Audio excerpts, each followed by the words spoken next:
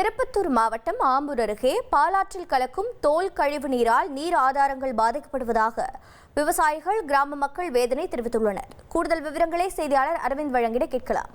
அரவிந்த் வணக்கம். இந்த தோல் கழிவு நீர் எங்கிருந்து வருகிறது, இதனால் என்னென்ன பாதிப்புகள் ஏற்படுவதாக விவசாயிகள் மற்றும் பொதுமக்கள் குற்றம் சாட்டுகின்றனர்? இதன் மீது என்ன நடவடிக்கை மேற்கொள்ளப்பட்டிருக்கிறது?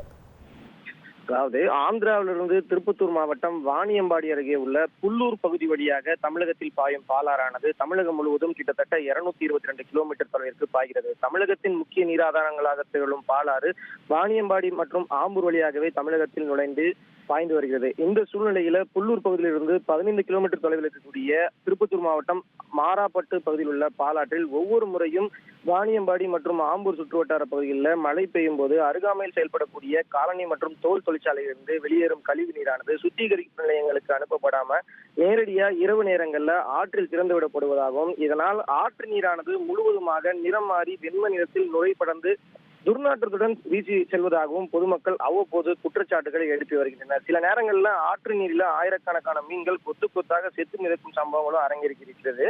இது குறித்து அப்பகுதி மக்கள் பலமுறை சம்பந்தப்பட்ட துறை அதிகாரிகள் மற்றும் மாவட்ட நிர்வாகிகளிடம் புகார் அளித்தும் எந்தவித நடவடிக்கையும் எடுக்காமல் பெயரளவிலேயே அதிகாரிகள் நடவடிக்கை எடுத்து வருவதாக பொதுமக்கள் குற்றம் சாட்டி வருகின்றனர். குறிப்பிட்ட இந்த பாலாற்றை சுற்றியுள்ள பகுதிகளில் உள்ள விவசாய நிலங்கள்ல இந்த நீரை பயன்படுத்துவதால பயிர்கள் கூட விளைவதில்லை எனவும், இந்த நீரை குறிப்பாக கால்நடைகள் கூட பருவதில்லை என விவசாயிகள் வேதனை தெரிவிக்கின்றனர்.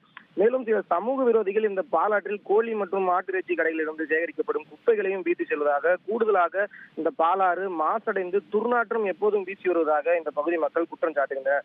மேலும் இந்த பாலாற்றங்கரையை ஒட்டி அமைந்துள்ள கிராம பஞ்சாயத்துகள் மற்றும் நகராட்சி நிர்வாகங்களிலிருந்து சேகரிக்கப்படும் குப்பைகளை ஆற்றங்கரை ஓரம் வைத்து பிரிப்பதால அங்கிருந்து செல்லக்கூடிய மாசும் ஆற்றிலேயே கலப்பதாகவும் சமூக ஆர்வலர்கள் குற்றம் சாட்டி வருகின்றனர். எனவே இது குறித்து சம்பந்தப்பட்ட துறை அதிகாரிகள் உடனடியாக நடவடிக்கை மேற்கொண்டு திருப்பத்தூர் மாவட்டம் மட்டுமின்றி தமிழகத்தின் முக்கிய நீர் ஆதாரமாக விளங்கக்கூடிய பாலாற்றை பாதுகாத்திட வேண்டும் என்பதே இப்பகுதி மக்களும் சமூக ஆர்வலர்களும் விவசாயிகளின் மிக முக்கிய கோரிக்கையாக இருந்து வருகிறது.